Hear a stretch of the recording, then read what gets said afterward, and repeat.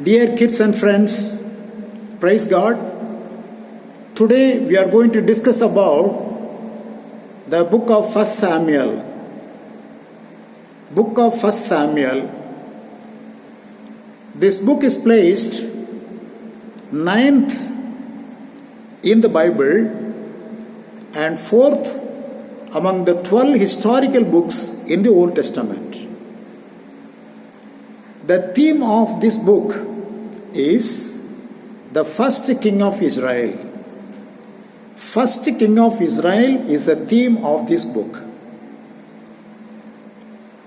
This book talks about the great transition took place in the history of Israel. The transition from the period of judges to the period of kings. This book begins with the birth of Samuel and continues with his prophetic and priestly office. Fifthly, in the history of the nation Israel, from Abraham to Joseph was called the period of forefathers. From Moses to Joshua, that period was called the period of national leaders. From Othniel to Samuel was the period of judges. In this line begins here in 1 Samuel the period of kings from Saul the first king. 6. The writer of this book is unknown, but we find small notes in 1 Samuel 10:25 and 1 Chronicles 29:29 that prophet Samuel, Nathan and Gad, these people have recorded the events in those days, and in later period some people might have compiled the work and given us the 1st and 2nd Samuel, the two books. This we have to understand. Second, main events narrated in this book. Main events narrated in this book. Right from the beginning, the flow of writing of this book moves very smoothly and beautifully. Chapters 1 to 3 talk about the high priest Eli and the wicked actions of his two sons. And also it talks about Samuel's birth and growth till he was identified as the prophet in Israel. His death took place in chapter 25 verse 1. Chapters 4 to 9 talk about how God's box of covenant was taken away by the Philistines in a war and how that box returned into the land of Israel. Chapters 10 to 31 narrate the story of Saul's anointing as the first king of Israel from the tribe of Benjamin, and the happenings took place in his reign. In chapter 16, David was anointed by Samuel as future king. In chapter 17, we see the heroic fight of David against the giant Goliath, just with a sling and a pebble. The many pages of this book talk about the wilderness wandering of David because he had to escape from the hands of Saul. Saul developed jealousy over this young man because of the popularity he gained by way of killing that Goliath. So he had to make his dwellings in the wilderness. And this book ends with the death of King Saul. 3. Main characters of this book: Prophet Samuel, King Saul, David and Jonathan. These four people are the main characters we find in this book. One, Prophet Samuel. Prophet Samuel was a faithful man of God. His mother Anna gave birth to him through her prayer and devotion to God.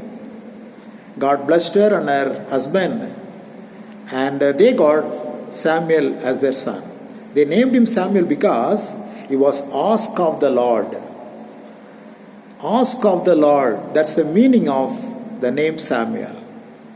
As promised to God in chapter 111, Anna took the boy to the house of God, the tabernacle, and left him, even at the very early childhood, to serve in God's place. Chapter 2:11 says, Samuel was serving in the holy tent of God. 2:26 says, Samuel grew and became well pleased both in the eyes of God and also in the eyes of the people. 3:11 says, God started speaking to Israel through Samuel after a very long period of darkness. There was no voice of God heard in Israel for a long time. Now God started speaking through Samuel. 3:19 says that Samuel was made known as he was the prophet in Israel. Ever since God made him prophet and priest in the nation Israel, Samuel lived faithfully to his God till his death in chapter 25 verse 1. He was also a kingmaker. He anointed the first king of Israel and also the second king of Israel, David. So Saul and David were anointed by Samuel at the command of God. His life was a perfect one before God and people. To Saul was an unfaithful king. He was an unfaithful king. He was anointed when he was a useless boy, but he disobeyed God in the case of war against the Amalekites.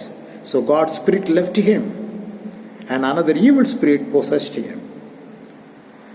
Because David killed Goliath, he developed jealousy over him, and